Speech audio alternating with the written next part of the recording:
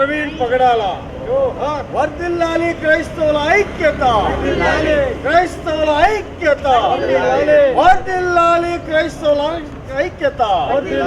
Arrest చేయాలి ముద్దాయిల్ని వెంటనే, arrest చేయాలి ముద్దాయిల్ని వెంటనే, అరెస్ట్ చేయాలి ముద్దాయిల్ని వెంటనే, న్యాయం చేయాలి పగడాల ప్రవీణ్ గారి హత్యకు వెంటనే న్యాయం చేయాలి. పగడాల జరిపించాలి, హైకోర్టు జడ్జిలచే విచారణ జరిపించాలి, జడ్జిలచే విచారణ జరిపించాలి.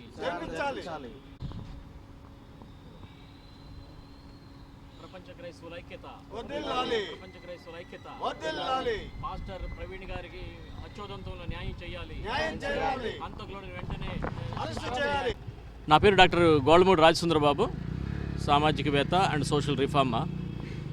గత 8 రోజులుగా అంటే 24వ తారీఖున చనిపోతే మరి 4వ రోజునే పోస్ట్మార్టం రిపోర్టు ప్రాథమిక రిపోర్ట్ వచ్చినది, ప్రిలిమినరీ పోస్ట్మార్టం రిపోర్ట్ వచ్చినది.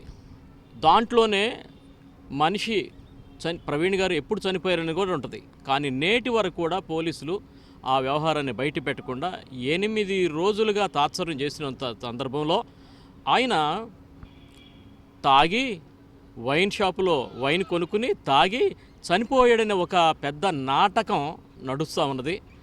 ఆయన అటువంటిది ఏమీ చేయలేదు. ఆయనది clear murder. It is a clear pre planned murder. ఈ క్రమంలో మేమేమంటున్నామంటే చంద్రబాబు గారు అయితే చాలా ప్రాంప్ట్గానే విచారణకు ఆదేశించారు. కానీ మరి అక్కడ తెలంగాణలో ఒక హిందూ గుడి పూజారికి బెదిరింపు కాల్సి వస్తేనే ముఖ్యమంత్రి దగ్గర నుంచి ప్రభుత్వ యంత్రాంగం అంతా వెళ్ళి ఆయన పరామర్శించారే.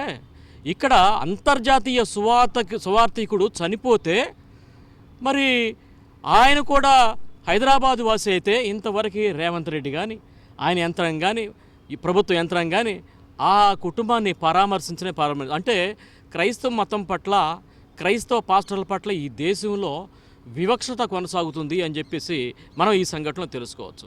సో అందుకనే పోలీసుల పైన మాకు అనుమానం ఉంది కనుక, పోలీసులు కావాలనే జాప్యం చేస్తున్నారు కనుక మేము 2 రిటైర్డ్ జడ్జీల చేత విచారణ జరిపించండి.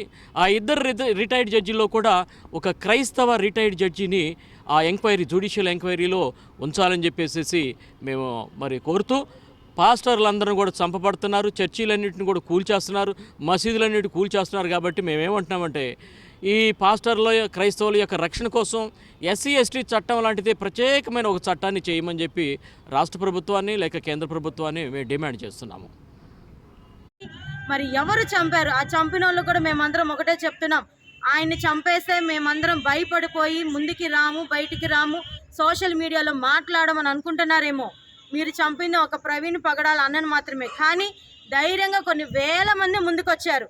మీరు ఎంత బెదిరిస్తే మేము అంత ముందుకు వస్తామని మీడియా సమక్షంగా చంపిన వాళ్ళని హెచ్చరిస్తున్నాం. ఖచ్చితంగా మిమ్మల్ని పట్టుక మా అయితే